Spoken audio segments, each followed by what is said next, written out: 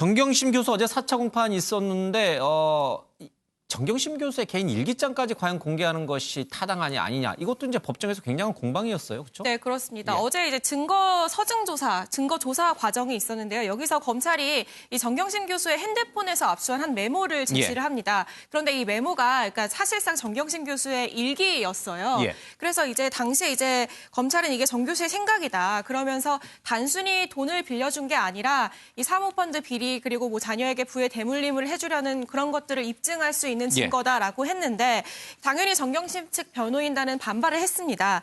일기까지 증거로 제출하는 것은 과잉금지 원칙을 어긴 것이다. 너무 같다. 한 사람의 인생이 털린다. 네, 예. 그렇습니다. 요즘처럼 이 디지털 증거가 압수가 되면은 이렇게 다 공개되면 한 사람의 인생이 예. 털리는 문제가 발생한다라면서 양측이 이 증거 능력을 인정하냐 마느냐 두고 이제 논쟁을 벌였는데요. 예. 이에 대해서 재판부는 입증 계획은 이제 추후에 이제 바뀌는 재판부가 판단할 일이다라고 얘기를 하면서 정리를 했습니다. 예. 그러니까 대체 어떤 내용이길래 이런 다툼을 벌였냐 하면은 보시는 것처럼 1월 18일 꿈을 꿨다 이러면서 정말 일기 같은 내용이었어요.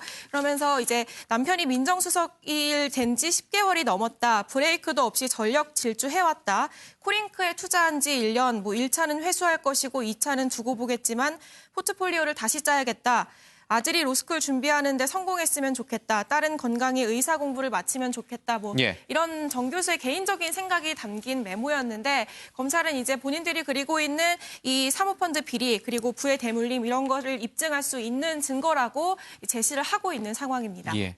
내가 투자한 게 좀 성공했으면 좋겠다. 그리고 아들, 딸이 뭐 건강하게 잘 자랐으면 좋겠고 또 로스쿨 공부도 좀 잘해서 하고 싶은 일 하면 좋겠다. 이게 단순한 자기 희망사항인지 아니면 이게 정말 치밀하게 그런 꿈을 이루기 위해서 주도 면밀하게 관여를 한 것인지 검찰과 변호인 측의 치열한 공방이 좀 있는 것 같습니다.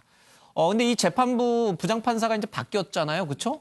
어제 뭐 뼈 있는 얘기를 했다면서요. 그렇습니다. 이제 예. 어제 재판을 끝으로 이제 바뀌는데요. 예. 어제 이제 재판 과정에서 이 정경심 교수 측의 돈이 과연 투자냐, 빌려준 것이냐 이제 이게 예. 쟁점인데 이 송인권 부장판사가 민사재판에서 보면 이 원금이 보장이 되고 수익이 지급됐다면 일반적으로 대여로 본다. 예. 검찰이 이를 뒤집을 확실한 증거를 내라 이렇게 언급을 했거든요. 예. 그러니까 이를 두고서 이제 인사발령으로 재판부가 이제 교체되는 상황에서 이 재판장이 자신의 생각, 그러니까 재판 결과를 좀 드러낸 거 아니냐 이런 분석이 또 나오고요. 예. 일각에서는 이 대여를 언급하고 검찰에게 증거를 가져오려고 하는 상황 자체가 일반적이지 않은 상황이다 이런 의견도 있는데 또 한 가지가 있어요. 예. 지금 정경심 교수 측에서 계속해서 재차 보석을 요구를 예. 하고 있잖아요. 근데 이거는 바뀌는 상황에서 우리가 결정하기는 재판부가 어렵다. 이제 새로 바뀌는 재판부가 그래서 이제 결정이 예. 어렵다 그러면서 조금 전에 좀 또 반대되는 그런 또 얘기를 하고 있습니다. 예.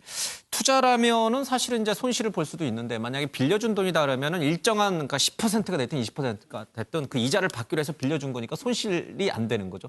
그럼 굉장히 좀 다툼의 여지가 있겠어요. 그러니까 재판장은 예. 대여라고 좀 보는 판단하는 모양인데 아까 나온 그 꿈 얘기 있지 않습니까? 꿈이요. 예. 사실은 일기장은 가족만 봐도 기분이 나쁜 일이지 않습니까? 근데 저는 재판 도중에 일기식 메모를 갖다 공개를 한다는 건 굉장히 기분 나쁜 일이죠. 그런데 예. 검찰이 이걸 왜 공개를 했느냐? 꿈을 꿨더니 여하튼 그 꿈의 내용으로 미뤄봤을 때 코링크 PE에 투자한 게 좀 더 잘 됐으면 좋겠다. 예. 이게 이제 대여냐 투자냐에 대한 판단을 하는데 지침이 되는 겁니다. 대여 같으면은 이자만 받고 끝나는 거기 때문에 더 잘 되고 못 되고 할 게 없는데 예. 투자인 경우에는 좀 더 잘 될 수도 있고 하다 보니까 그래서 꿈 얘기를 이 재판정에서 검찰이 공개한 거 아닌가 싶은 생각도 예. 듭니다. 이게 원래 땅바닥에 떨어져서 죽은 줄 알았던 물고기가 이제 어항에 다시 넣었더니 살아났다는 그러니까 좋은 꿈이에요. 그래서 그게 뭐를 의미할까? 내 투자도 성공하고 자식들도 좀 잘 되고 뭐 이런 거를 상징한다는 게 변호인 측의 주장인데 검찰은 그게 유력한 증거라고 보고 있는 것 같습니다.